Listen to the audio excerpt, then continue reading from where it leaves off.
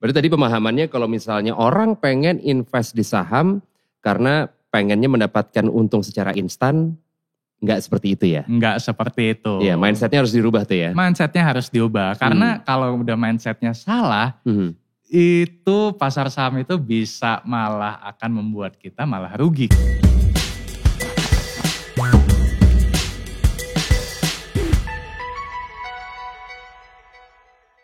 Belakangan ini banyak teman-teman gue yang mencoba investasi, bentuknya pun macam-macam. Ada yang beli saham, reksadana, beli emas juga ada. Nggak apa-apa sih dan bagus-bagus aja dibandingin uangnya habis kan mendingan diinvest kan. Tapi kadang-kadang suka salah perhitungan. Nah makanya supaya lu gak salah perhitungan, gue udah barengan sama Rifan Kurniawan. Dikenal sebagai seorang value investor sehari-harinya dan juga merupakan seorang consultant. Bener Rifan ya? Betul, betul. Nah, dengar-dengar nih, di tahun 2021 ini, investor pasar modal di Indonesia udah masuk mencapai 4,5 juta. Dan belakangan dominasinya adalah milenial, bener? Betul. Jadi memang tahun 2020 itu adalah salah satu tahun di mana jumlah investor bertambah paling besar dibandingkan dengan tahun-tahun sebelumnya. Drastis ya? Cukup drastis. Wah, ini berarti kan kalau milenial ya kita-kita juga dong berarti harusnya yang invest. Sebelum gue akan lanjutin, follow kita di Spotify, MLD Podcast, di Instagram juga MLD Spot, dan YouTube channel kita MLD Spot TV. Bisa like, comment, share di juga. Dan jangan lupa menyalakan lonceng notifikasinya supaya lo bisa mendapatkan notifikasi dari kita ya. Oke, banyak sekali teman-teman gue nih Van, yang main saham ya. Diposting di story ketika lagi cuan, grafiknya lagi naik gitu. Angkanya lagi pada hijau-hijau semua. Menurut lu kenapa fenomenanya menjadi seperti itu sih? Oke, jadi fenomena itu sebenarnya nggak bisa dilepaskan karena kan memang sekarang udah zaman sosial media. Yes. Ya, ada banyak orang yang memang mereka ingin, ada satu sisi mereka ingin pamer. Ya kan, nah nggak bisa dipungkiri. Jadi wah nih gue dapat cuan nih, ya kan. Ada yang seperti itu, ada. Tapi ada juga nih, ada sekelompok orang juga yang dia pengen ada kepentingan. Jadi ketika misalkan dia posting di sosial media, ya dia berharap bahwa ada followernya dia yang ngikutin dengan hal yang sama. Membeli saham yang sama, atau membeli produk investasi yang sama. Sehingga misalkan dia sudah invest di harga lebih rendah, nah banyak orang akan masuk dan harganya akan menjadi lebih tinggi. Nah dia juga yang untung gitu. Jadi sebenarnya motifnya macam-macam sih. Tapi enggak semua juga konotasinya negatif nih. Betul. Ada juga yang memang dia posting tujuannya adalah untuk inspire, ya untuk inspirasi ya buat orang tadi yang kayak lu bilang juga bahwa daripada duitnya habis buat belanja shopping atau hal-hal yang nggak puguh lainnya, ya mending duitnya diinvest. Jadi sebenarnya motifnya beda-beda sih. Oke, berarti tergantung dari respon orang yang melihat si postingannya juga. Betul, gitu ya? betul. Jadi satu postingan yang sama tapi orang nangkapnya bisa beda-beda. Ada yang bisa bilang gini, pamer, kan? Tapi ada juga. Iya ya, daripada duitnya habis mendingan gue invest aja ya. Nah jadi memang tergantung dari penerimanya juga. Penerimanya ya. Ada juga yang menerima dan langsung di mindsetnya adalah, wah berarti kalau misalkan gue pengen untung cepet, ini nih solusinya nih. Itu salah juga sebetulnya. Iya, jadi kalau misalkan nih si resipiennya bilang, wah lagi BU nih, butuh duit. Apa ya kira-kira bisa untung cepet ya? Saham deh, atau investasi deh. Itu udah salah. Itu udah salah di awal tuh. Nah itu yang perlu hati-hati. Oke, itu yang mau kita perjelas lah hari ini ya. Iya. Gue sempet ngobrol nih Van sama seorang teman. Kebetulan dia tinggalnya lagi di Amerika, lagi ada kerjaan di sana. Terus waktu itu kita lagi ngobrolin soal saham ini. Menurut dia, kalau di Amerika itu, ketika kita main saham dan kita posting di sosial media dan kita sebagai cuman ya orang yang emang beli saham aja gitu, bukan dia consultant, bukan dia apa lagi sebutannya ya? Certified. Certified gitu. Itu ada larangannya untuk lu tidak boleh posting itu kecuali lu certified. Karena ketika lu posting itu dan ada orang yang ngikutin lu dan tiba-tiba misalnya sahamnya merugi, si orang yang posting itu bisa dituntut. Ya. Itu bener kayak gitu ya? Yes, jadi memang kalau di Amerika itu lebih bisa dibilang mungkin aturannya lebih ketat dan lebih baku. Oke. Nah sementara kalau di Indonesia ini memang secara aturan masih banyak abu-abunya. Nah termasuk yang tadi dibilang bahwa kalau misalkan ada seseorang posting ya kan, itu sebenarnya ya kalau di kita belum ada hukum yang melarang seperti itu gitu. Dan ya itulah yang membuat banyak belakangan ini banyak orang yang kemudian men-screenshot portfolionya dan kemudian share di sosial media. Gitu. Karena tadi balik lagi seperti lo bilang, ketika saham yang dia istilahnya dimainin ini banyak yang beli, otomatis harganya menjadi naik. Betul. Makanya ada tujuan dengan dia posting di sosial media. Betul. Berarti agak-agak kayak ini mungkin MLM. Ketika yang di bawah-bawahnya makin beli juga, dia mendapatkan keuntungan juga. Ya, jadi memang nggak bisa dipungkiri, memang ada orang yang tahu kan bahwa manusia itu pada dasarnya kan ada sifat greedy-nya, ada sifat ya ingin dapat duit, nggak pernah cukup ya, nggak pernah cukup ya kan, dan dia memanfaatkan gitu loh hal seperti itu ya supaya banyak orang yang wah kalau dia bisa untung, berarti gue juga bisa untung dong, seperti itu. Oke. Gue tuh adalah orang yang ibaratnya orang awam nih, Pan, ya, untuk masalah atau mungkin topik seperti ini. Nah, dan gue lebih sering mendengar orang itu main saham dibandingkan menyebutnya investasi saham. Padahal kan ini bukan main-main, ini ada apa ya? Ini bisnis gitu loh. Yes. Kenapa disebutnya main saham ya? Awalnya gimana sih? Oke, jadi gini. Ini menarik pertanyaannya. Jadi gini, kalau kita bicara dari jumlah investor lah ya, kita sebut investor nih yang udah masuk pasar modal. Memang banyak yang pertama baru mengenal. Nah, dan yang kedua memang banyak yang mereka lebih banyak trading. Jadi mungkin gue perlu lurusin dikit ya. Jadi sebenarnya kalau di dalam investasi itu ada kenal dua istilah. Yang pertama itu trading, yang kedua investing. Nah kalau trading ini memang biasanya lebih banyak jangka pendek. Jadi beli jual. Bisa harian, bisa mingguan. Nah tapi kalau misalkan yang investing, mereka ketika mereka membeli tidak langsung selalu dijual. Nah mereka bisa beli ya kemudian di hold. Nah ditahan ya sampai misalkan nanti harganya naik signifikan baru mereka menjual, baru dilepas seperti itu. Nah jadi ketika banyak orang yang beli jual banyak yang beranggapan bahwa ini seperti permainan. Ya kan, karena kan ya beli ada duit beli jual. Beli jual. Nah jadi dari situlah muncul istilah main, ya kan, main saham. Nah balik lagi kalau gue sendiri sih sebenarnya nggak terlalu setuju dengan istilah main saham tadi. Ya karena gini, ibaratnya nih, ya mungkin kalau misalkan di awal lah kalau misalkan dananya masih belum terlalu besar katakanlah, ya mungkin kalau misalkan loss ya lah masih bisa ditanggung gitu. Tapi bayangin kalau misalkan nih dananya udah gede, nah loss itu kan udah nggak main-main. Jadi nggak bisa lagi dibilang main saham. Gitu. Nah jadi kalau misalkan mereka yang udah lebih serius, itu jarang banget pakai kata main saham. Lebih banyak tadi bilang investasi saham. Tadi lu sempat menyinggung soal loss gitu ya. Tadi kan juga kita di awal mention kalau pasar modal Indonesia tumbuhnya gede banget nih. 4,5 juta dan kebanyakan itu adalah milenial. Tapi masih banyak juga gue rasa yang takut rugi gitu-gitu kan. Aduh ntar duit gue hilang lagi gitu. Ngomongin tadi soal loss juga, memang ini resikonya segitu gedenya apa gimana Van? Nah jadi balik ke termin yang tadi kita bahas tuh soal trading dan investing. Jadi gini, kalau kita bicara mengenai saham ya, saham itu sifatnya memang fluktuatif. Tapi ada catatannya dalam jangka pendek.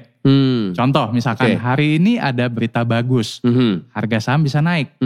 Besok ada berita jelek, harga saham bisa turun. Nah setiap naik hari tergantung tuh ya. Iya, ya kan. Jadi bisa naik, bisa turun, bisa naik, bisa turun, ya kan. Nah makanya kenapa kalau misalkan dalam jangka pendek ya risiko itu akan meningkat. Tapi saham itu kalau dalam jangka panjang ya dia akan bergerak sesuai dengan kalau kita sebutnya adalah fundamental perusahaannya. Jadi kalau misalkan nih perusahaan ini bagus, labanya bertumbuh, hutangnya kecil, harga saham itu akan meningkat sesuai dengan fundamental perusahaannya. Labanya bertumbuh ya harga sahamnya akan bertumbuh juga. Tapi di dalam jangka pendeknya itu akan ada tadi naik turunnya tadi. Nah jadi kenapa banyak orang yang tadi merugi? Karena pertama mereka biasanya lebih ke tadi main jangka pendek. Jadi maunya instan ya kan. Nah ngelihat wah si teman gue beli naik, gue ikutan beli deh. Begitu misalkan sore turun nih. Turun, dia jadi panik tuh. Ya, gue jual kan ya sekarang ya gitu. Itu, ya kan jadi akhirnya dia jual dan kemudian merugi. Tapi kalau misalkan investor ketika mereka tahu perusahaan apa yang mereka beli gitu ya, mau harga turun dia nggak akan lepas. Kenapa? Justru di mindset dia, wah ini barang bagus, tapi lagi dikasih harga diskon. Nah jadi mindsetnya udah beda nih. Ya kayak kita deh, misalkan ada naksir satu baju. Ya. Bajunya dikasih harga lebih murah. Beli dong. Sama, saham juga gitu. Kalau misalkan nih ada perusahaan bagus, harganya dikasih murah. Masa kita jual rugi? Yang ada kita beli dong. Jadi mindset antara trading dan investing ini nih yang agak berbeda sebenarnya. Menilai perusahaan bagus atau enggaknya itu berarti dari sisi apa-apa aja? Jadi kalau menilai perusahaan bagus atau enggaknya, itu sederhananya adalah gini, kita bisa lihat pertama dari laporan keuangan. Nah jadi kan yang kita beli yang dimana kita bisa akses tuh ya? Bisa, karena kan mereka sudah menjadi perusahaan terbuka. TBK, nah, betul. Perusahaan TBK itu wajib untuk mempublish laporan keuangannya. Dan kita nih, itu bisa lihat laporan keuangannya secara terbuka. Ini perusahaan rugi, ini perusahaan untung. Itu kita bisa lihat semuanya. Utangnya gede, itu kita bisa lihat. Nah jadi kita bisa lihat itu dari laporan keuangannya. Apa aja yang dilihat? Pertama pastinya adalah profitabilitasnya. Ya kan, kalau misalkan nih, tahun ini profitnya 100 miliar, tahun depan profitnya 50 miliar. Udah pasti kita tahu ini perusahaan turun. Nih, ya kan. Tapi kalau misalkan tahun ini 100 miliar, tahun depan 120 miliar, tahun depannya lagi 140 miliar. Nah itu kan kita bisa tahu tuh perusahaan itu bertumbuh. Nah paling simple dari situ. Nah yang kedua misalkan nih kita bisa lihat dari hutangnya. Ya kan, gampangnya gini, utangnya ada 10 miliar. Dia punya modal 20 miliar, berarti cukup dong. Cukup. Nah kalau misalkan ternyata hutangnya 10 miliar tapi dia cuma punya modal 5 miliar. Wah, kebobolan dong. Kebobolan dong. Nah jadi hal-hal simple seperti itu. Sebenarnya itu logika hal yang simple, logika gitu. Nah kalau misalkan kita udah invest ya, ketemu perusahaan yang tadi profitnya bertumbuh, kemudian hutangnya juga relatif kecil, dan satu lagi sebenarnya valuasi. Nah valuasi ini mau ngomongin harga saham sekarang itu relatif murah atau udah mahal. Nah kalau misalkan kita udah ketemu perusahaannya bertumbuh, utangnya kecil, harga sahamnya masih relatif murah secara valuasi, kita bisa lebih tenang dalam berinvestasi, dalam menginvestasikan uang kita. Nggak perlu tiap hari liatin harga saham besok naik atau turun ya, nggak pusing. Ya, karena kita udah tahu kita beli perusahaannya bener nih. Gitu. Ada juga yang bilang ketika lo berinvestasi di saham dan sekarang juga kan mengaksesnya bisa lewat smartphone, ada app-nya. Katanya ada tipsnya yang jangan sering-sering ngecek mendingan. Katanya kayak misalnya lo misalnya pagi lihat sama mungkin sore ketika sahamnya belum ditutup gitu. Bener kayak gitu? Ya justru, nah ini gini, semakin sering kita ngecek harga saham, itu akan mempengaruhi psikologis kita. Kok turun lagi gitu ya? Ya padahal sebenarnya nggak ada apa-apa, ya cuman turun biasa aja, ya kan? Tapi semakin sering kita ngelihat, malah pikiran kita yang akan aneh-aneh. Aduh, jangan-jangan besok makin turun lagi. Aduh, jangan-jangan besok makin turun lagi. Udah gitu biasanya orang tuh nggak pernah puas. Begitu lihat turun, dia cari berita. Kenapa ya harga sahamnya turun ya? Ada berita apa ya? Ada berita apa ya? Begitu ada berita, bener kan kayaknya turun nih, gue jual deh. Ya kan? Tadi balik lagi kayak yang kita omongin di awal, jual rugi. Padahal sebenarnya bisa jadi itu cuman kayak sentimen jangka pendek doang. Ya kan? Berapa hari kemudian juga orang akan lupa dan harga sahamnya bisa naik lagi. Kayak gitu. Jadi dan sentimen jangka pendek itu wajar ya? Sentimen jangka pendek wajar. Karena apalagi sekarang kita ada di era teknologi. Ya kan? Kita bisa akses semua lewat Instagram, lewat kanal berita, segala macam ya kan? Dan informasi itu begitu mudah didapatkan gitu. Nah itu yang memang dalam jangka pendek itu akan mempengaruhi.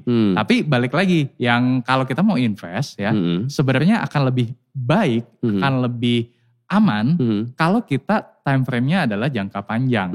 Ya karena terlepas dari naik atau turun jangka pendek, jangka panjangnya ya senantiasa akan naik. Gitu. Berarti tadi pemahamannya kalau misalnya orang pengen invest di saham karena pengennya mendapatkan untung secara instan, nggak seperti itu ya? Nggak seperti itu. Iya, mindsetnya harus dirubah tuh ya? Mindsetnya harus diubah. Karena kalau udah mindsetnya salah, itu pasar saham itu bisa malah akan membuat kita malah rugi. Kalau mindsetnya salah. Kalau mindsetnya tadi yang pengennya instan. Lo kok baru gua beli tadi pagi udah langsung turun aja? Betul. Nggak bisa kayak gitu ya berarti bisa ya? Kayak gitu. Oke. Nah kalau tadi Rifan bilang misalnya lagi turun dan itu turunnya wajar kok, emang ada naik turunnya segala macam. Turun yang seberapakah yang kira-kira kita udah, itu udah harus dijual sih gitu. Itu udah nyampe di tahap mana sih? Oke. Nah jadi gini, kalau misalkan harga saham turun ya, balik lagi kita mesti lihat dulu. Ya. Turunnya kenapa? Apakah turun karena tadi berita jelek atau berita negatif sematakah? Ya. Atau memang tadi yang kita cek di dalam laporan keuangannya ternyata perusahaannya makin kinerjanya makin turun nih. Oke. Nah kalau misalkan harga sahamnya turun karena sentimen semata, sebenarnya kita nggak perlu jual kok. Tapi kalau misalkan harga sahamnya turun karena memang tadi labanya turun, hutangnya ternyata membengkak, nah atau prospeknya jadi jelek ya karena peraturan pemerintah dan segala macamnya misalkan ya, nah itu kita bisa ada istilahnya memang cut loss atau memutus kerugian, membatasi kerugian. Nah itu boleh di kisaran berapa? Nah kisarannya itu sebenarnya nggak ada patokan bakunya berapa, tapi kalau di range ya mungkin sekitar 10-20%. Oh gitu. Itu baru di tahap yang kayaknya ini coba dilihat-lihat lagi, dipertimbangkan lagi apakah baiknya dijual sekarang gitu ya. Betul ya, jadi jangan juga begitu udah turun karena tadi kinerjanya turun, turunnya makin lama makin dalam kan kerugiannya makin besar. Jadi pas misalkan udah turun 10 atau 20%, kita cek dulu. Ini kenapa nih? Jangan apakah cuman karena sentimen semata atau karena memang tadi laporan keuangannya makin jelek segala macam. Nah, tadi kita bisa ambil keputusan dari situ. Ada juga di investasi saham itu ada yang namanya influencers. Ya, Van ya. Apakah orang yang tadi tuh seperti yang kita bahas sebelumnya, orang yang post di sosial media tentang grafik sahamnya dia, apakah orang itu bisa disebut influencers? Nah, jadi gini, kita perlu lihat dulu orang yang ngepost itu tujuannya apa. Karena balik yang tadi kita bahas di awal, ada orang yang memang dia share di sosial media tujuannya adalah untuk inspire orang ya. Tapi ada juga orang yang post di sosial media, ada juga yang tujuannya buat pamer, ada. Nah, tapi yang paling mengerikan sebenarnya adalah orang yang ngepost di sosial media dengan tujuan agar followersnya mengikuti dia. Ini yang bahaya. Kenapa? Karena orang melihat si influencers ini ya percaya, tapi nggak tahu saham apa yang dibeli sama si influencers ini, ya kan? Beli kucing dalam karung nih. Beli kucing dalam karung jadinya. Nah, itu yang sebenarnya yang paling bahaya. Ya, jadi kita sebagai orang yang kalau misalkan kita ngelihat ada influencer yang ngepost ya, sisi positifnya kita tahu bahwa tadi duit kita daripada dipakai buat belanja dan segala macam ya kita investasikan. Tapi juga jangan beli kucing dalam karung. Kita lihat background check dulu. Perusahaan yang dia beli apa nih? Ya kan? Kemudian abis itu kita cek laporan keuangannya. Sekarang simple kok di websitenya IDX ya, idx.co.id atau di website perusahaannya kita bisa. Udah ada semua tuh ya. Udah ada semuanya di situ. Simple, nggak usah ribet-ribet ya. Butuh cek yang mendalam banget ya. Kalau buat di awal belum perlu ya. Sesimpel itu yang tadi kita bicarain. Labanya gimana, utangnya gimana, segitu aja dulu. Soalnya banyak orang yang kayaknya menjadi tertarik untuk kayak mendalami atau belajar literasi keuangan dengan melihat influencers tadi gitu. Padahal sebetulnya kan krusial nih ya, ketika ngomongin soal investment, yang tadi poin-poin yang diomongin sama Rifan juga sebenarnya kan krusial, tapi kita tidak pernah mendapatkan pengetahuan itu dalam pendidikan yang formal, misalkan di sekolah atau di kampus gitu. Gua sarjana ekonomi, gue tidak mendapatkan yang tadi kita obrolin barusan, Van. Sama. Menurut lo kenapa? Kenapa tidak ada poin itu? Kenapa ada missing linknya gitu di pendidikan formal? Iya, jadi memang pendidikan seperti misalkan investasi, bahkan entrepreneur juga nggak bisa kita dapatkan di bangku kuliah karena memang sistem pendidikan di bangku kuliah kita tuh di Indonesia ya kayaknya masih agak-agak teoritis sebenarnya gitu. Jadi memang setuju sih ada missing link, ada gap ya antara dunia edukasi, dunia pendidikan dengan dunia nyata. Gitu. Prakteknya gitu ya. Memang kayak gue sendiri ya. Ketika misalkan belajar tentang investasi saham, itu hampir 100% itu didapatkan dari buku, dari seminar, dari ikut kelas-kelas. Jadi yang memang tidak didapatkan di bangku sekolah. Atau bangku kuliah. Gitu. Jadi memang ya kita cari sendiri. Seperti itu. Oke. Berarti kalau itu lebih ke sistem pembelajarannya ya. Memang mungkin lebih banyak teorinya dibandingin prakteknya gitu. Sistem yang masih berjalan sekarang. Betul. Dimana ya kalau tadi kita ngomongin poin-poin yang tadi kita bahas, itu udah semuanya praktek di lapangan. Iya. Kasarnya itu praktek, gitu lah ya. Iya. Kalau dalam investasi tuh teori mungkin hanya pegang 20% mungkin. Berarti isinya apa? Insting? Isinya adalah kita praktek, kita latihan, ya kan. Karena tadi begitu kita melihat laporan keuangan, ya kan. Oke, kita tahu teorinya begini. Ya. Tapi kalau misalkan itu tidak dibiasakan, ya kan, nggak akan terlatih otak kita.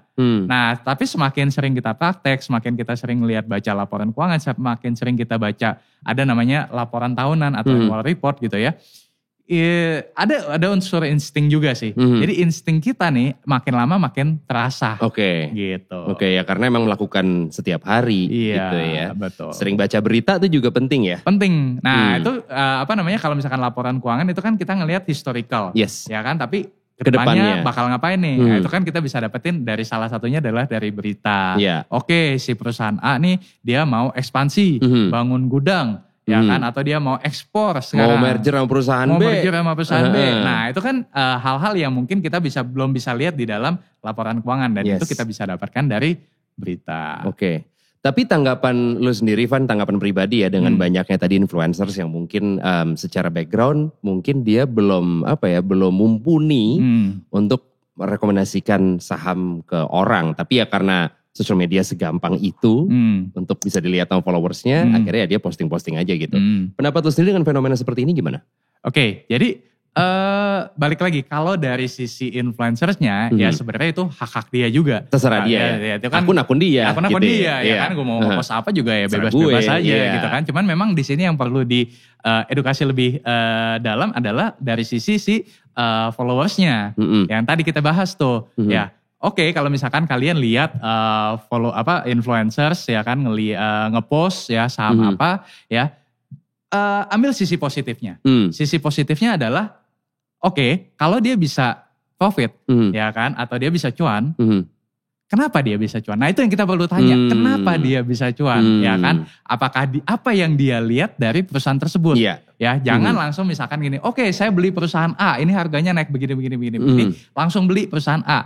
Ya karena bisa jadi dia belinya tadi udah di harga bawah, kita dapatnya di harga atas. Nah itu yang bikin amsyong ya kan. Tapi yang perlu kita kritisi adalah si A bisa dapat profit. Yang pasti kita tanya, kenapa dia beli perusahaan itu? Kenapa dia beli saham itu? Ya kan, nah jadi kayak kita petik tuh pola pikirnya dia, ya kan? Dia beli karena begini. Kalau gitu nanti kita akan cari saham lain yang sama. Ya maksudnya yang pola pemikirannya itu sama. Gitu. Nah itu dari sisi influencer dan sisi followersnya ya kan. Nah kemudian kalau misalkan dari sisi regulator lah. Nah memang regulator ya dalam hal ini misalkan kayak IDX atau OJK ya memang perlu untuk lebih mengayomi para influencers ini ya kan, supaya do and don'ts-nya tuh lebih jelas. Ya kan, karena balik lagi peran influencers ini memang sangat-sangat penting untuk apa? Untuk ngebuka mata banyak orang yang tadinya gua nggak kepikiran soal investasi, jadi mau investasi. Itu udah satu langkah bagus sebenarnya, ya kan? Tapi begitu masuk, nah ini kan perlu diarahin nih, ya kan? Bener. Jangan sampai masuk ternyata ikut-ikutan beli saham kucing dalam karung, dia rugi, ya ntar keluar lagi. Kan kita perlu ingat bahwa kalau misalkan ada pengalaman jelek, ada pengalaman bagus, orang mungkin akan cerita ke satu atau dua orang. Tapi kalau ada pengalaman jelek, dia bisa cerita ke sedunia kalau perlu tahu tuh kan. Gak bener nih, ya kan, gue ditipu, ya kan. Bener. Jadi takutnya itu udah masuk tapi gak lama keluar lagi. Takutnya jadi bad influence gitu ya. Jadi bad influence gitu kan. Padahal pasar sahamnya sendiri ya gak salah apa-apa. Yang menggunakannya yang salah. Ngomongin soal investment juga bentuknya bisa macam-macam ya. Tadi kan di awal juga banyak orang yang invest di emas juga, ada reksadana juga gitu kan. Banyak juga mungkin teman-teman yang sering dengerin MLD Podcast sering atau udah invest di perusahaan startup misalkan.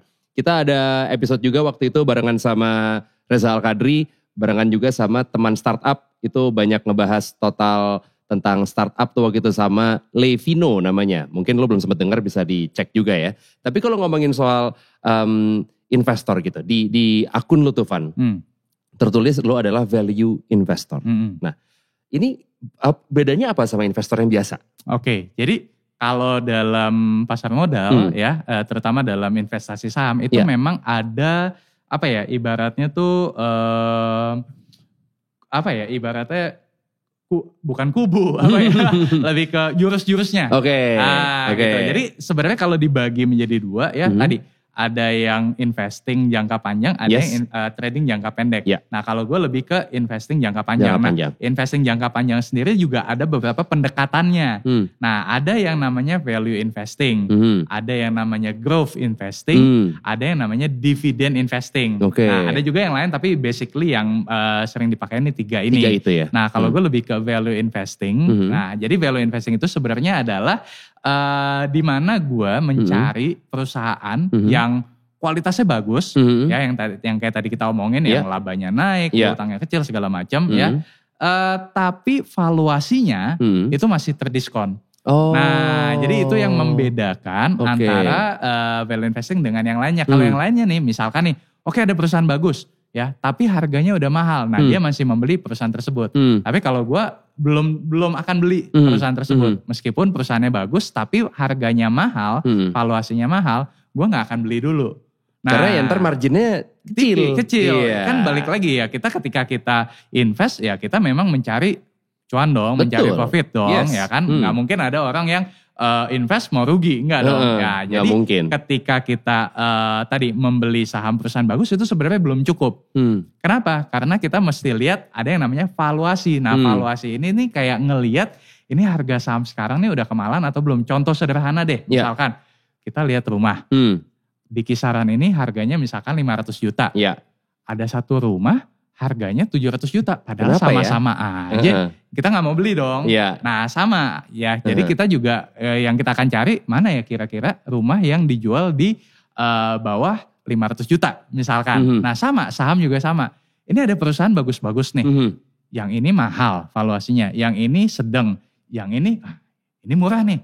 Nah gue akan cari yang ini ya yang valuasinya masih murah. Kenapa? Karena di satu sisi risikonya jadi lebih kecil. Yang kedua potensi cuannya lebih besar. Nah, karena modalnya lebih sedikit. Ya karena kita membeli di harga lebih murah. Ya kayak tadi ya kan ketika beli rumah ya yang tadi harga rata-rata di 500 misalkan kita bisa dapat di 300 juta. Ya kan? Nah begitu harganya kembali ke harga normalnya ya kita dapat keuntungan. Dapat selisihnya kan jauh. Selisihnya lebih jauh. Nah jadi di situ sebenarnya. Sedangkan banyak orang yang belum bisa melihat itu ya berarti Van ya. Masih belum bisa ngelihat yang ini yang perusahaannya proyeksinya bagus tapi secara valuasi mungkin masih di bawah daripada yang lain. Itu orang mungkin banyak yang belum jeli gitu ngelihatnya ya. Belum jeli karena memang ya tadi ya kenapa balik lagi nih nyambung nih kayak kita bahas di awal. Main saham atau investasi saham. Kalau buat orang yang main saham, yang tadi itu nggak menarik. Nggak menarik. Nggak akan berpikir ke arah sana juga ini, Ya kan. Tapi kalau orang yang memang udah serius, ya kan, mendalami dunia investasi ini, dia akan berpikir sampai sedalam itu. Oke, ini perusahaan bagus, tapi kayaknya harganya kemahalan deh. Not my type. Ya kayak gitu. Jadi kayak kita akan cari yang lain. Nah, jadi kita cari yang perusahaan bagus tapi valuasinya masih terdiskon. Kalau tadi berarti kan yang misalkan trading harian itu yang memang pengen keuntungannya instan. Sedangkan kalau lu kan pribadi memang lebih yang jangka panjang. Betul. Kalau misalkan yang instan mungkin orang berharapnya ada yang untung 1 atau 2 hari gitu ya. Kalau yang jangka panjang kira-kira berapa lama sih kita akan cuan? Jadi kalau di kisarannya ya, kisarannya adalah kalau paling pendeknya itu kurang lebih 1 tahun. 1 tahun. Tapi bisa sampai 3-4 tahun. Jadi range-nya mungkin di antara sekitar 1-4 tahun lah. Lama banget. Tahu pasti arahnya ke sana tuh. Nah jadi gini ya. Yang kita cari ya balik lagi ketika kita mengorbankan waktu 1-3 tahun tadi. Kita nggak mungkin dong cuma cari perusahaan yang kasih kita profit 5%, 10%, kelamaan. Betul. Mendingan deposito aja. Iya. Tapi yang kita cari adalah perusahaan yang bisa kita kasih profit 5%, 50%, 100%, 200%. Ya. Okay. Kita ambil jalan tengahnya deh. Kita ambil nilai tengah misalkan 100%. Yes. Dalam waktu 3 tahun. Berarti 1 tahunnya 30%. 30%. Kalau kita bandingin sama deposito sekarang misalkan 4-5%. Itu udah 6 tahunnya deposito. Jauh. Sama obligasi misalkan ya 7-8% misalkan. Ya itu udah berarti udah 3-4 tahun ya kan. Jadi kan sebenarnya apa yang kita tunggu ya itu dikompensasi dengan besaran persentase keuntungannya gitu. Jadi memang ini sebenarnya masalah tipe aja. Ada yang tipikalnya kayaknya saya lebih cocok jangka pendek deh. 2%, 3% cukup, nggak apa-apa ya. Tapi misalkan seminggu bisa dapat ya kan. Nah tapi kalau gue lebih suka tadi daripada ngabisin banyak waktu buat jual beli. Itu ngomong-ngomong kalau jual beli gitu ya. Pertama teksnya akan gede. Kan kita ketika kita jual saham itu kita akan dipotong teks. Ya kan. Yang kedua, fee jual belinya juga jadi gede. Ya mungkin gak berasa ya sekarang misalkan rata-rata 0,15% ketika beli, 0,25% ketika jual. Tapi kalau diakumulasiin gede ya kan. Nah gue agak pelit soal begituan. Ya kan? Pelit pangkal cuan loh. Iya benar. Ya, jadi daripada gue kasih keluarin fee buat fee jual beli atau misalkan teks yang jadi malah bikin bengkak ya kan. Mendingan ya tunggu aja, ya tunggu sampai misalkan harga sahamnya naik banyak, ya baru jual. Nah itu kan jadi kan nggak buang-buang duit. Bener. Nah kayak gitu. Effortnya lebih sedikit, sekalinya untung jauh lebih gede. Sama gitu satu lagi, tidak mengorbankan. Kalau misalkan nih teman-teman di sini sambil kerja, sambil usaha, sambil bisnis gitu ya. Itu nggak akan makan waktu. Kalau trading balik lagi kita butuh komitmen lebih. Ya jadi tadi harus liatin harga saham, harus liatin sentimen berita dan itu kan akan makan waktu, makan tenaga, makan energi ya kan. Nah jadi kalau bisa santai kenapa harus ribet, kasarnya begitu. Oke, iya. Lebih tenang juga. Istilahnya berarti lebih ke nabung lah. Betul. Gitu ya. Nabung jangka panjang gitu nabung tapi bunganya lebih gede. Gampangnya gitu aja. Oke. Tergiur juga gak lo? Kita akan bacain nih pertanyaan dari followers kita di Instagram. Jadi tim MLD Podcast udah ngumpulin beberapa pertanyaan. Kalau misalkan lo pengen nanya bisa di follow juga Instagram kita @MLDspot. Ketahuan tuh narasumbernya siapa, tamunya siapa, lu bisa langsung tanya di kolom komentarnya. Yang pertama ada @Sasa_Ludisha. Sebenarnya investasi yang paling cocok untuk milenial itu jenis investasi yang apa ya? Oke, nah jadi kita bayangin kita adalah orang yang buta sama sekali soal investasi. Ya, biasanya stepping stone-nya pertama banyak yang mulainya dari reksadana dulu. Yes. Kenapa reksadana? Karena di dalam reksadana itu dana kita dikelola oleh seorang profesional yang namanya manajer investasi. Ya jadi karena kita have no idea mau diapain duit ini ya udah kita serahin. Jadi kayak kalau gue ngelihatnya kayaknya relatif lebih aman deh gitu. Iya kan. Iya. Kayaknya janji yang dijual pun juga begitu ya. Betul. Ya lebih amannya lebih amannya, itu. Ya betul. Kan. Nah itu stepping pertama biasanya. Nah cuma ya. Ketika misalkan si investor ini kayaknya gue udah cukup skill deh, udah cukup ilmu deh, ya biasanya akan banyak yang dalam tanda kutip naik kelas. Nah naik kelas ini kemana nih? Nah naik kelas ini biasanya setelah dari reksadana itu ke saham. Kenapa? Karena kalau di saham ini kita punya keleluasaan. Ya untuk mau, saya mau beli saham ini. Kalau saya mau beli saham ini. Kalau di reksadana ya kita diatur. Kita gak bisa ngatur si manajer investasi. Beliin dong, gue mau beli saham ini. Gak bisa. Ya kan, ada limitasi-limitasinya. Nah jadi stepping stone-nya biasa ke situ. Nah kemudian kalau misalkan nih saham ini biasanya dijadikan instrumen investasi ya. Karena kenapa? Karena secara potensi pertumbuhannya atau profitnya memang rata-rata lebih besar dibandingkan dengan instrumen investasi lainnya. Nah jadi biasanya stepping stone orang adalah ketika dia reksadana, kemudian saham dan kemudian uangnya udah banyak. Baru tuh kemudian dia mulai diversifikasi. Nah diversifikasi ini bisa ke obligasi, tadi bisa ke emas, ya bisa ke instrumen lainnya. Tapi banyak orang yang menjadikan saham ini memang sebagai sarana ya untuk menumbuhkan asetnya mereka. Karena memang ya secara historical ya saham persentasenya pertumbuhan atau profitnya lebih besar. Oke. Gitu. Berarti mulai dengan reksadana tadi nggak apa-apa bener. ya? Kalau benar itu balik lagi. Kalau tadi balik lagi mindsetnya mau instan ya nggak dapet. Salah. Ada Siti.Sofia. Menurut Ko Rifan Kurniawan nih, saham apa yang lagi bagus saat ini di sektor apa? Oke. Kalau tahun 2021 nih, ya. Kalau tahun 2021 itu kan tema besarnya adalah pemulihan ekonomi, recovery ekonomi. Betul. Biasanya yang akan bertumbuh pertama adalah komoditas. Oke. Nah, jadi komoditas ini misalkan kayak batu bara, kemudian CPO. Nah, ini yang biasanya akan outperform. Kenapa? Karena biasanya pemulihan ekonomi itu akan disertai dengan meningkatnya harga komoditas. Nah, jadi itu beberapa pilihan. Kemudian contoh lain apa ya? Misalkan kayak properti. Kenapa? Karena ketika pemerintah nih ingin memulihkan ekonomi, dia akan lihat sektor mana yang memiliki efek multiplier.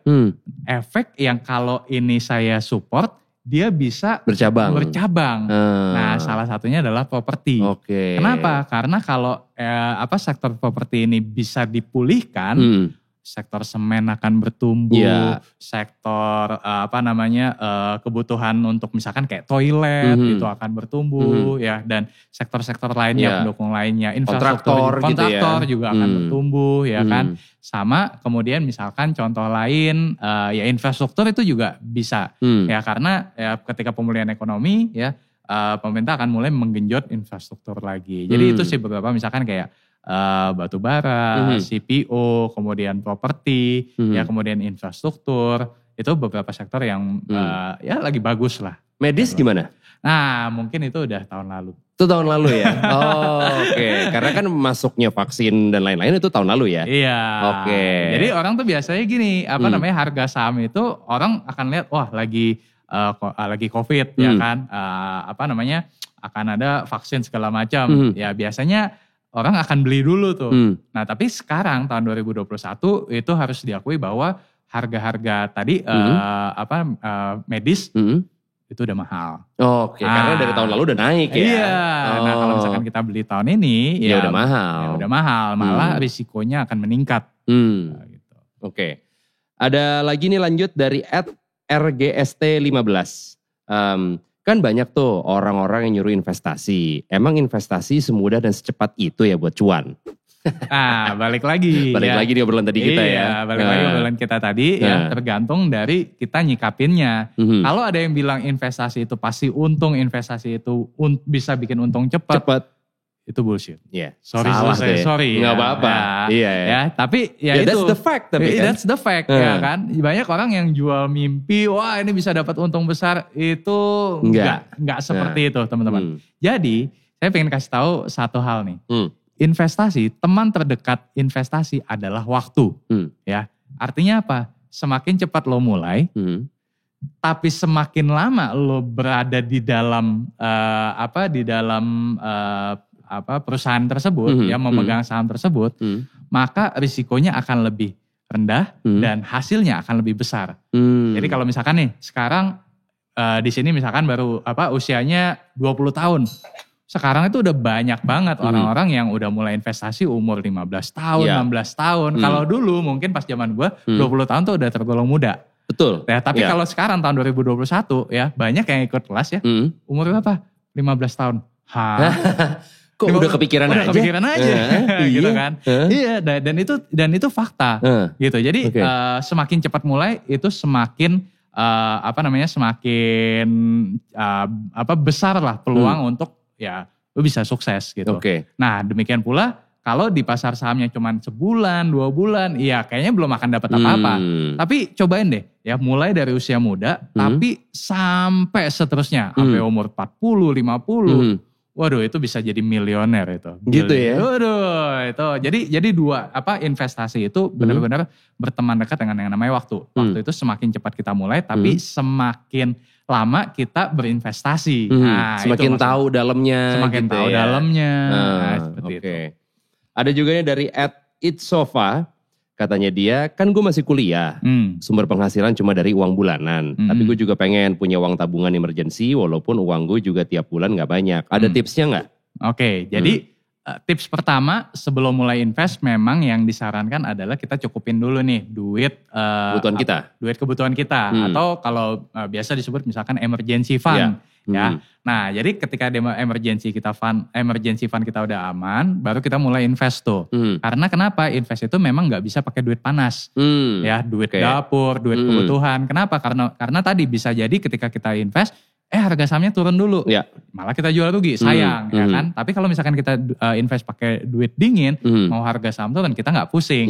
Nah, jadi itu yang pertama kita perlu susun dulu emergency fund kita. Ya, kemudian baru abis itu kita invest. Nah, kemudian tadi pertanyaannya adalah gimana ngelolanya kan duit baru dari bulanan ya kan. Pertama memang itu bisa dari uang dari orang tua bulanan. Nah, tapi sekarang apalagi zaman sosial media, zaman udah canggih seperti sekarang. Coba deh cari side hustle. Nah, contoh nge-YouTube, jadi freelancer, ya kan? Atau apapun, ya. Nah, itu kan bisa menghasilkan uang. Betul. YouTube bisa kasih AdSense, ya kan? Freelance ya kita bisa dapat duit, ya kan? Atau misalkan pekerjaan sampingan apapun ya, yang halal apapun, ya itu bisa jadi duit. Itu balik lagi melihat potensi diri sendiri juga sih, bisanya ngapain segala macam ya. Dari situ kan mungkin ada bercabang kegiatan lain yang mungkin juga bisa menghasilkan cuan. Gitu kan. Betul. Jadi reseller misalkan. Nah itu pokoknya apapun lah ya. Iya, itu bisa jadi potensi income kita. Iya. Karena hari gini orang kayaknya punya satu job doang kayak udah gak ada ya. Udah pasti multiple job ya. Betul. Gila hari gini ada bahkan punya kerjaan 4-5 kerjaan sekaligus. Gila. Iya. Apalagi sekarang udah zaman ya itu tadi sosial media apa semua tuh udah dimudahkan sebenarnya. Oke.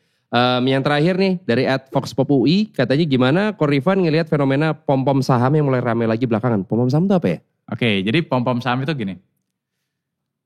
Gue beli saham A loh, ya, dan dalam waktu 1 minggu udah bisa menghasilkan keuntungan 50%. Wah, itu namanya pom-pom saham. Oh gitu. Kenapa? Pertama, yang dia tonjolin itu adalah cuannya. Yang kedua, dia tidak menceritakan prosesnya. Jadi dia memanfaatkan tadi balik lagi greedy-nya manusia, ngelihat angka 50% dalam 1 minggu itu udah bikin kayak wah tergiur pasti dong. Ya kan? Wah, mau juga dong, ya kan? Nah, itu yang namanya pom-pom saham. Tapi kalau misalkan gini, oke guys, saya baru dapat profit 100%. Ya. Proses perjalanannya nggak mudah. Saya beli saham ini karena ABCD, ya. Harganya sempat turun, tapi saya nggak jual. Bahkan saya beli lagi, ya. Nah, dan kemudian ketika saya bersabar dan kemudian harga sahamnya naik, baru saya menikmati profitnya. Nah, itu beda. Kelihatan kan bedanya kan? Antara yang pertama tadi yang dia tonjolin adalah profitnya, tapi dia tidak menceritakan prosesnya. Tapi kalau yang kedua tadi dia menceritakan prosesnya, learning point-nya apa. Even kalau misalkan dia fail pun dia akan cerita juga. Oke, kemarin baru cut loss nih, ya. Kenapa? Ya, ternyata tadi kinerjanya jadi jelek nih. Kinerjanya jelek karena gini. Nah, itu kan jadi akan jadi learning point buat followers-followersnya dia. Betul. Nah, jadi bedakan tuh ya antara yang ngepom-pom dengan yang memang dia memberikan insight. Nah, kita tinggal bijak-bijaknya kita deh. Ya, kita mau ikutin yang mana. Tapi emang lagi banyak berarti itu ya. Iya. Pom-pom saham. Baru tahu tuh gue. Jadi gitu caranya supaya lo bisa nanya langsung ke tamu-tamu kita, ke narasumber kita. Silakan di follow Instagram kita MLD Spot. Nanti akan dikasih tahu kira-kira siapa tamu berikutnya. Langsung lo bisa lempar pertanyaan di kolom komentar. Makanya follow Instagramnya @MLD Spot ya. Tadi kan Van lo sempat bilang kalau usia sekarang memulai investasi udah makin muda. Makin muda orang yang sadar betapa pentingnya investasi gitu. Tadi 15 tahun udah mulai belajar gitu kan. Tapi kan mungkin ketika lagi belajar ada kesalahan-kesalahan yang ditemui karena juga wajar namanya juga masih belajar gitu. Betul. Kesalahan yang paling umum atau yang paling banyak ditemuin sama investor yang muda ini rata-rata apa? Oke, kalau selama gue ketemu banyak investor yang baru belajar ya, kesalahan paling pertama itu adalah mereka pakai uang bukan uang dingin. Nah, jadi ketika mereka tadi balik lagi ketika mereka nggak pakai uang dingin, mereka pakai uang dapur, pakai uang kebutuhan sehari-hari, ya.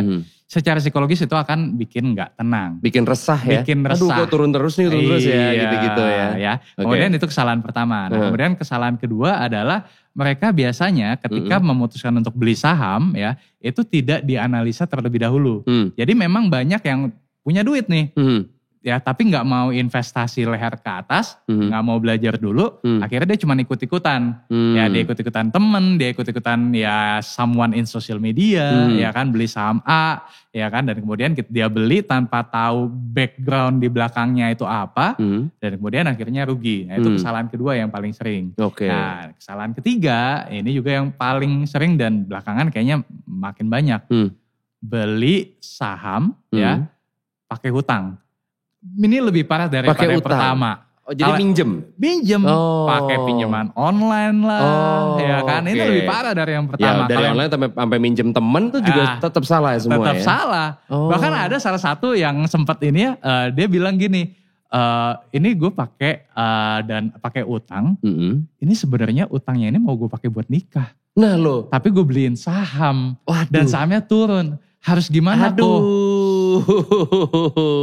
Itu udah PR-nya banyak banget nih. Banyak banget PR-nya, ya kan. Jadi lebih baik ya jangan pakai hutang, jangan pakai uang panas ya. Kemudian ya ketika kita beli ya harus lihat atau harus pelajari perusahaannya dulu ya. Jangan cuman beli kucing dalam karung ya. Pelajari laporan keuangannya, pelajari bisnisnya apa. Ikutin berita seperti itu. Itu tadi pasti yang sampai bela-belain minjem duit pasti udah langsung tergiur gara-gara cuannya doang tuh Pak. Nah, iya kan? Itu cuan dia. Cepet. Wah, minjem deh gue. Nah. Duit kawin deh gue pakai. Iya. Aduh, itu sampai ngelus dada sebenarnya. Pokoknya berarti note-nya itu ya. Kalau misalnya duit uang yang dipakai harus uang yang dingin. Ya. Baiknya gitu ya. Baiknya begitu. Dan jangan sampai minjem duit untuk investasi saham. Betul. Oke. Kalau emang belum ada modalnya ya nggak apa, kumpulin aja dulu. Kumpulin dulu. Yang penting tadi tuh ya kebutuhan emergency fund-nya tercukupi dulu ya kan. Berarti kan ada plusnya tuh, udah ada plusnya misalnya. Iya, baru ya kan abis itu kita mulai cicil saham, beli saham. Nah, beberapa waktu yang lalu sempat rame satu perusahaan financial advisor yang dituntut customernya nih. Gara-gara uang ini diinvestasikan, dibeliin saham gorengan. Ini kayak film apa? Wolf of Wall Street sama Big Short ya. Big Short juga ya. Ya akhirnya jadi bubble tuh ya. Tuh gila sih lah. Itu gila ya. Tapi dampaknya buat investor yang mungkin tadi masih muda, pemula segala macam. Apakah mereka jadi apa ya? Jadi timbul ketakutan yang ntar kira-kira gue invest di A, kayaknya saham gorengan lagi. Dampak-dampaknya bisa apa aja tuh Van? Gara-gara fenomena, gara-gara kasus itulah waktu itu. Jadi memang waktu kasus itu muncul, itu muncul antipati terhadap saham. Jadi kalau gini, dulu tuh banyak orang punya stigma saham sama dengan judi. Ya. Itu waktu awal-awal gue invest tuh mulai dari tahun 2008 sampai 2014 itu stigma itu masih kental banget. Nah begitu tahun 2015 si Bursa Efek Indonesia nih itu benar-benar usaha buat mengkampanyekan yang namanya yuk nabung saham. Nah gue lihat tuh dari 2015, 2016 sampai 2019 lah stigma itu udah mulai hilang. Stigma itu udah mulai hilang. Bahkan kan ada fatwanya segala macam bahwa investasi saham itu tidak haram. Itu ada hukumnya lah gitu kan. Nah itu stigma itu udah mulai hilang. Tapi begitu 2020 stigma itu muncul lagi. Karena kasus-kasus seperti tadi. Nah jadi kalau gue ngelihatnya adalah gini. Sebenarnya si financial advisor ini ya. Dia pun tergoda. Jadi dia tergoda ya ada agreement lah dengan pihak sahamnya si pemilik perusahaannya ya bahwa harga sahamnya akan kesekian nih.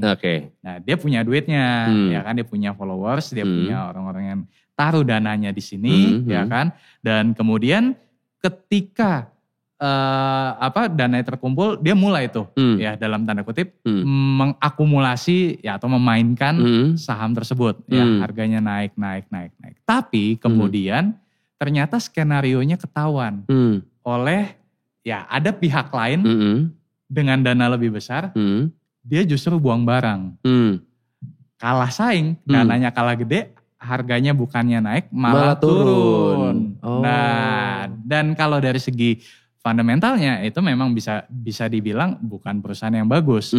Kenapa? Ya profitnya kecil, utangnya juga agak besar, ya kan? Dan jadi bukan perusahaan yang ideal lah. Gitu. Jadi memang agak satu hal yang ironi ya soal sebuah organisasi financial advisor yang memang cukup terpandang. Iya, banyak loh kliennya. Ya, banyak banget ya banyak kan. banget. Tapi temen malah, gue juga ada, Van. Iya. Tapi malah ya terjerumus ke sana. Dan yang salahnya adalah si financial advisor ini masuk ke dalam akun si nasabah. Dan itu sebenarnya tidak dibolehkan. Karena kan itu sifatnya adalah privacy. Dan itu sebenarnya tidak dibolehkan. Jadi misalkan gini nih, gue masuk ke akunnya Rio. Itu sebenarnya udah nggak boleh. Ya, yang boleh masuk ke akunnya Rio itu cuma Rio doang. Gitu. Ya, padahal ada terms and condition yang disetujui di awal ya. Iya. Ya, berarti dia melanggar itu ya. Iya, betul. Gitu. Itu apakah menimbulkan trauma atau ketakutan buat investor yang bisa dibilang ada, karena sebenarnya setelah kasus tersebut ada kasus-kasus lain lagi. Jadi kebuka gitu ya. Jadi kebuka ya kan. Nah, jadi memang ada juga sekelompok orang yang kemudian jadi antipati lagi. Yang tadinya kayaknya mulai mau masuk nih, Tuh kan bener. Tuh kan gue bilang juga apa, untuk gue gak masuk. Iya. Nah itu jadi kayak ngebebanin lagi gitu. Ya ada yang kayak gitu. Nah tapi ya mungkin mulai tahun 2021 ini mulai diketatin lagi regulasinya, ya trustnya mulai tumbuh lagi. Dan mungkin juga kalau emang pengen memakai jasa financial advisor juga harus lo background check juga. Iya. Ini valid gak segala macam gitu ya. Dan bukan cuman itu, tapi begitu misalkan ini kita bisa minta pertanggungjawaban. Ini duit gue dipakai buat beli apa aja. Nah itu kita bisa tuh minta pertanggungjawabannya. Reportnya mana? Mana ya kan. Kok beli sahamnya ini sih, ini kan perusahaan jelek. Nah kalau misalkan udah mulai ada kecurigaan seperti itu. Udah visi nih. Iya udah visi. Ya mending cepet-cepet tarik deh.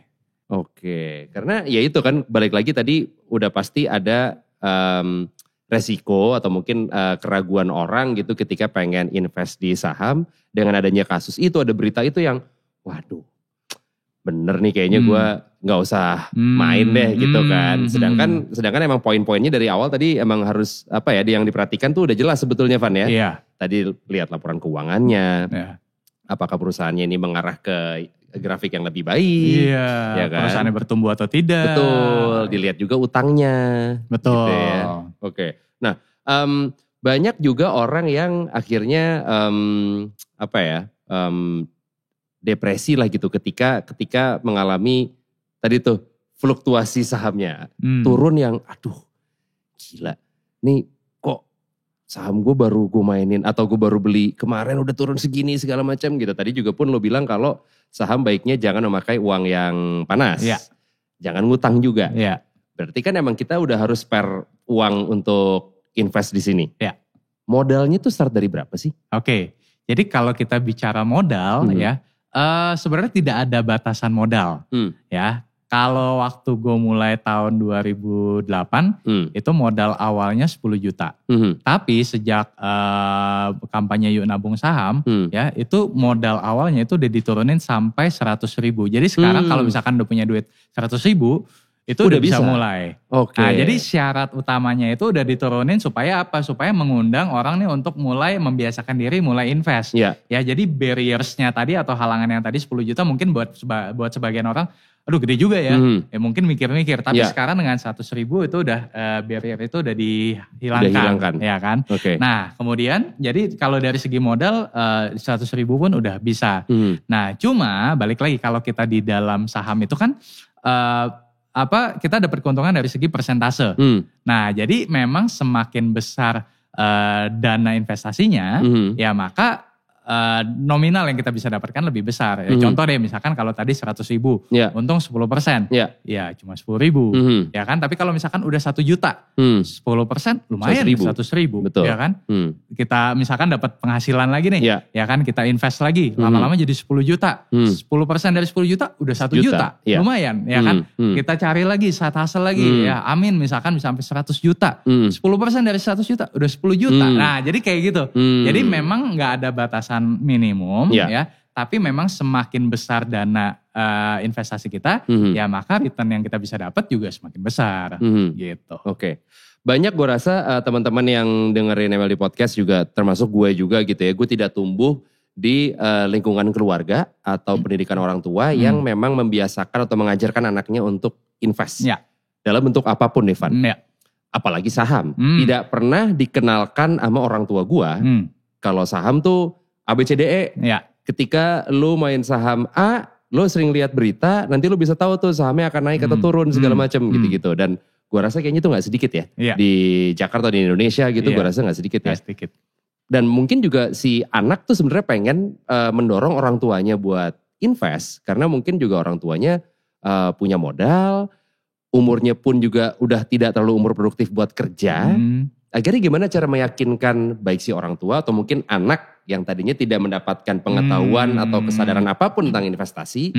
Tapi ya itu tuh dengan sebetulnya invest tuh lo penting untuk nanti lo hidup jangka panjang segala macam gitu. Jadi kita bicara si anak dulu ya.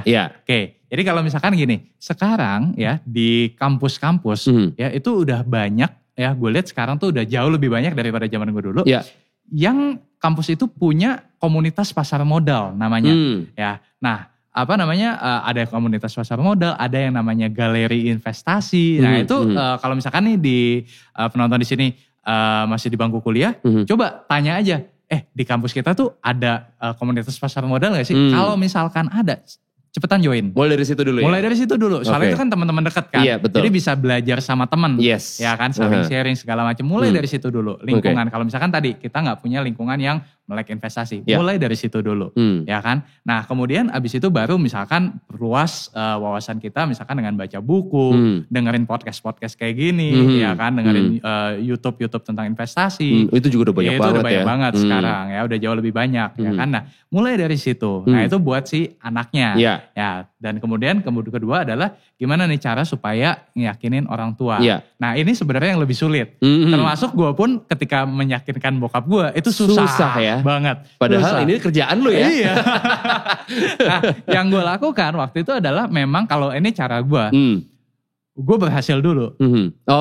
Jadi gue membuktikan. Jadi ada buktinya. Ada buktinya. Ya kan dulu sempet tuh gue kasih lihat profil investor sukses. Enggak lah itu kan. Siapa nih bapak gak kenal. Nah gitu kan. Malah suka dibilang gini. Dulu tuh teman papa rugi gini. Itu banyak biasanya banget. Begitu Biasanya begitu kan. Nah jadi gue tahu. Kayaknya cara itu kayaknya gak mempan. Jadi yang gue lakukan apa? Gue berusaha supaya gue bisa membuktikan. Ya jadi ketika gue membuktikan diri. Pak ini loh hasilnya. Hasilnya. Wah, gede ya. Gimana caranya? Segede apa tuh, Van? Kalau buat keceplosan. Kalau buat beli cireng bisa lah. Berarti dari lihat buktinya menjadi tertarik waktu itu bokap? Iya. Nah dari sejak itulah, itu momen gue inget banget, itu momen ketika bokap nanya. Gimana caranya? Di situ mulai. Karena mulai kelihatan anaknya sendiri yang menjalankan. Iya. Gitu ya. Mulai. Jadi kan orang mungkin kalau ngeliat itu siapa nggak percaya. Kenal. Tapi kalau anaknya sendiri dan ada buktinya gitu kan, dia percaya. Dan di situ momen ketika gue merasa hati gue bergetar gitu. Akhirnya bokap gue percaya. Kerja keras gue nih, terbayar juga gitu ya. Iya gitu. Jadi ya dari situlah mulai gue ajak lah ke buka akun segala macam ya, belajar. Gue ajarin sebisa mungkin gitu. Dan sekarang ya udah alhamdulillah. Melek invest ya? Ya pas invest udah pensiun ya udah invest gitu. Jadi masa pensiunnya pun tenang gitu. Iya. Berarti kalau misalnya kepikiran untuk mengajak orang tua buat investasi saham, ya dimulai dari kitanya dulu ya. Dimulai dari yang mungkin kita dulu. lebih bisa mengumpulkan informasi gitu kan, yang lebih produktif juga. Gitu baru nanti bisa mempengaruhi orang tua gitu ya. Betul. Nah, Sekarang selain saham yang lagi banyak diomongin sama orang adalah cryptocurrency. Yes. Ini menurut gue levelnya lebih advance lagi nih Van ya. Yeah. Gue sempat baca-baca gitu yang wah gak ngerti lagi. Terus pas lihat harga-harganya dan ternyata harganya udah gila-gila banget ya. Yeah. Gila itu berarti kan itu adalah instrumen investasi lain selain saham. Ini beda dong nama saham. Beda. Recommended gak menurut lo? Oke, jadi gini. Kita lihat, kalau gue lebih menyarankan kalau ditanya recommended atau tidak ya. Kalau mungkin banyak orang akan kasih lihat potensi cuannya. Tapi kalau gue pengen kasih lihat selain potensi cuannya, lo juga lihat risikonya. Kalau dilihat dari potensi risikonya, ya cryptocurrency itu lebih gede juga. Memang perlu diakui bahwa potensi cuannya besar, ya. Tapi potensi lossnya juga lebih besar. Ya? Kenapa? Karena gini, kalau sekarang nih per kita podcast, kalau di bursa efek Indonesia saham, ya penurunan harga saham satu hari itu dibatasin di maksimal 7%. Oh. Itu jadi kalau misalkan ada harga saham hari ini turun 7%, dia udah mentok. Jadi dia gak bisa turun lebih dalam lagi. Tapi kalau di kripto bisa loss 18%, 20%, bahkan kemarin ada yang 30%, ya kan? Itu dalam waktu semalam. Dan kalau di saham itu kan ada jam istilahnya itu trading hour. Jadi jam 9 WIB buka, ya kan, sampai jam 3. Sekarang jam 3 WIB, ya kan, jam 3 sore, ya kan. Tapi dan kalau weekdays doang kan itu Van ya? Kenapa? Weekdays only, ya. Jadi Senin sampai Jumat, ya kan. Nah tapi kalau kripto itu 24 jam. Jadi bisa aja ya ketika kita mau tidur, oke kita lihat misalkan nih, kita ambil contoh deh, Bitcoin. Harga 58.000 dolar misalkan ya. Kita tidur. Begitu kita bangun, loss 20%, itu bisa memungkinkan. Baru juga bangun ya. Iya. Aduh, udah buruk banget beritanya. Iya. Nah, jadi kalau balik lagi nih ya, ditanya recommended atau enggak, kalau gue lebih menyarankan proporsinya ya, sebenarnya gini, kalau gue memandang bahwa kripto ini adalah sebagai diversifikasi dari saham. Kenapa? Karena ini my personal opinion ya. Saham itu punya underlying yang lebih jelas. Tadi balik lagi, perusahaan yang kita lihat. Jelas nih. Jelas ya kan. Lu bisa lihat kantornya, lu bisa browsing kantornya gitu ya. Iya. Tapi kalau misalkan kripto, ya itu based on, ya banyak yang bilang based on faith, based on keyakinan. Hanya sentimen, yang menggerakkan itu adalah sentimennya, ya kan. Jadi memang satu sisi kita mungkin banyak juga di sosial media, bisa naik 30% sehari ya kan. Tapi juga bisa turun 30% sehari juga. Nah itu yang kita mesti lihat sudut pandangnya. Nah, jadi kalau gue lebih menyarankan adalah kripto ini adalah sebagai diversifikasi dari saham. Jadi contoh nih misalkan ya, gue punya dana misalkan deh ya, 100 juta misalkan ya. Mungkin yang di kripto ya mungkin 5% atau kurang. Atau kurang? Oke. Ya. Kenapa? Ya karena tadi risikonya lebih gede, jauh lebih gede. Ya, unless kita memang sudah punya pemahaman yang komprehensif banget ya tentang si kripto ini, baru kemudian diperbesar alokasi dananya. Gitu ya. Jadi kalau bisa jangan kebalik ya. Jadi misalkan punya dana 100 juta, 95-nya di kripto, 5 juta di saham gitu ya. Memang mungkin ada argumen tapi kan kalau misalkan naik ini bisa lebih gede. Kalau ya kan. Nah, kita kan mesti mikir dua sisi nih. Kalau turun gimana? Iya, betul. Gitu. Dan tadi misalkan di post di sosial media naik 30%, begitu turun gak akan mungkin di-post. Iya, betul. Orang kan ya biasa nge-post ya. Yang seneng-senengnya doang dong. Begitu yang udah asem-asemnya emang gak di-post. Iya. Selama lu menjadi konsultan investasi ya, apa hal yang paling sering lu tanamkan ke investor yang ibaratnya yang masih muda atau yang masih baru? Oke. Jadi kalau gue memang sering berpesannya itu adalah sebelum lo mulai terjun investasi, lo investasi ke diri lo sendiri. Artinya apa? Lo investasi leher ke atas, baca buku dulu, dengerin podcast dulu. Jadi lu bener-bener tahu ya seluk-beluknya tuh apa. Cuman memang nggak bisa teori doang. Jadi memang lebih baik ya paralel. Jadi sambil lu investasi layar ke atas ya sambil lu praktek juga. Karena ibaratnya kayak berenang, nggak mungkin. Oke, kalau berenang tuh begini ya, tapi nggak dipraktekin. Begitu dicemplungin ke air, megep-megep juga. Jadi memang harus sambil paralel. Ya, jadi kalau misalkan teman-teman baru mulai investasi, jangan lupakan investasi layar ke atas, itu yang pertama. Dan yang kedua adalah ketika mulai investasi, mulai dengan modal minimal dulu. Kenapa? Ya kalau misalkan nih kita ilmunya belum cukup, tapi kita langsung keluarin semua uang yang kita punya dan kemudian ternyata loss, kalah kita. Ya kan? Bisa bunuh diri itu kayaknya. Ya itu makanya yang kemarin di berita banyak kejadian, ya kan? Nah kalau gue sebenarnya lebih menyarankan agar supaya start from small amount dulu. Pelajari dulu gimana sih kok harga saham ini bisa naik, kok bisa turun. Nah itu kan butuh waktu, proses learning tadi dan gak instan.